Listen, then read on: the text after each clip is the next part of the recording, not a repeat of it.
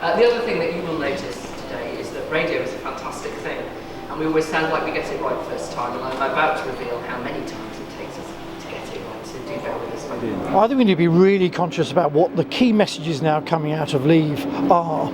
They want to raise standards to UK production, so we know we've seen more welfare being pushed through. So if I know it's changing sector now, but if I look at the broiler welfare code that was put forward by the industry, as soon as environmental groups latched onto it, the government pulled it, and then they're going to put it back into the hands of government officials to manage.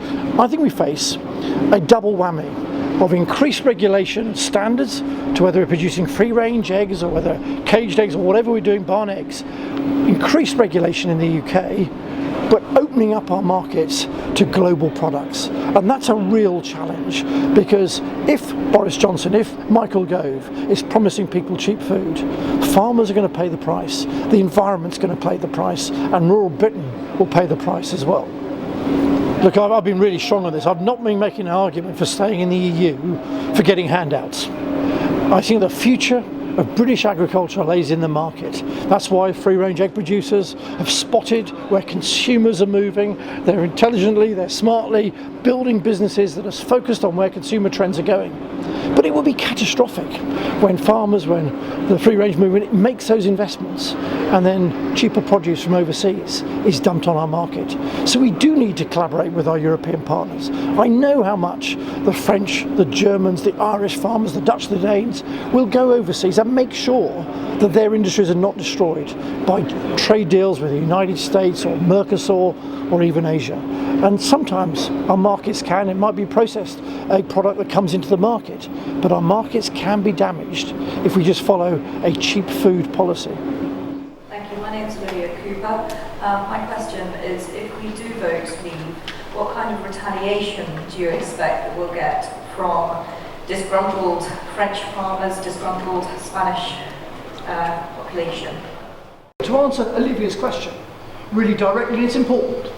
Because if we're bringing New Zealand lamb in, the notion that we're then shipping 38% of our lamb into the French market without them being really determined to make sure what standard it is and what quantity it's coming in, and who the hell is going to police it when they tip that first cargo up on the motorway and start burning it. At the moment, the European Union rules guarantee the access. And I remember in 2007, down in the West Country, what happened when Foot and Mouth shut the markets to our beef and lamb. The prices fell out of bed by 40% overnight. And the notion that we're going to be allowed free access without any control whatsoever is just a pipe dream. I don't expect retaliation. I expect them to want to fight their corner, particularly if we go down the Michael Gove, Boris Johnson route of bringing in cheap, low-standard product from anywhere around the world. If we remain, they're not going to be very happy either, because we've put them through this meal of having to go through a debate. And my view is like having a business partner that you've been in business for 40 years and you take each other to court. In the end, you decide to stay together. Unfortunately, we have making that break. And if we stay in, they're going to treat us appallingly. And I think that all our concessions that our Prime Minister got won't happen.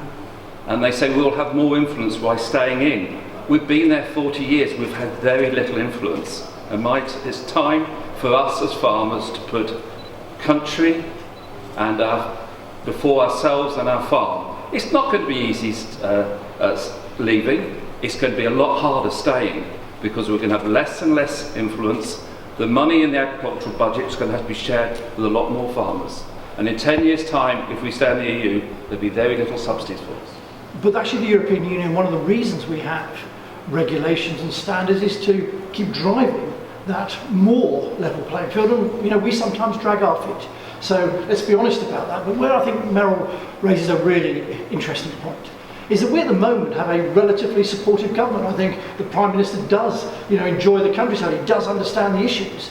But boy, what would a Labour government, the Tories at the moment can't agree on what day of the week it is, so we might well have a Labour coalition with Nicola Sturgeon The legislation is all there to make it nice for animals, but if it isn't enforced, it's miserable for animals, and that's what's happening.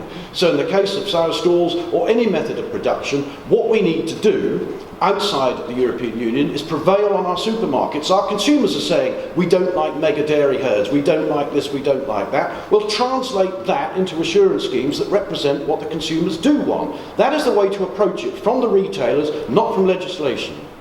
I think the first thing you have to realise is that free-range egg production, whilst it's very big in the UK, in fact it's now the majority, many countries in the European Union there isn't any free-range production.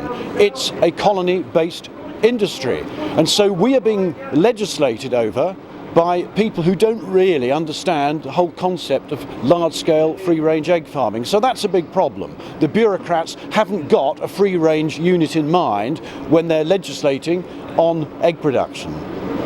Well, the financial effects, first of all, we will make an immediate saving on the net contribution. I mean, people argue that net figure is between £7 and £9 billion a year, but that's money that will be kept in the country. The next thing we have to realise is that we are a very large customer of the European Union. We are their single biggest customer.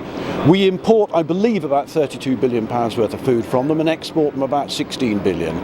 They are desperate for our custom. Those grape farmers in France, those fruit farmers in Spain, they need the British consumer to keep on going into British supermarkets and buying their produce, and they will not want to put that at risk. And there's an awful lot of scaremongering talked about, oh, we're going to lose the single market. The single market is open actually to all sorts of people. The Chinese sell £300 billion worth of goods into the single market, and they're not part of it. You do not have to pay contributions into the European Union to sell to that single market. You do not have to have free movement of people to sell into that single market. This is some scaremongering that's being put about.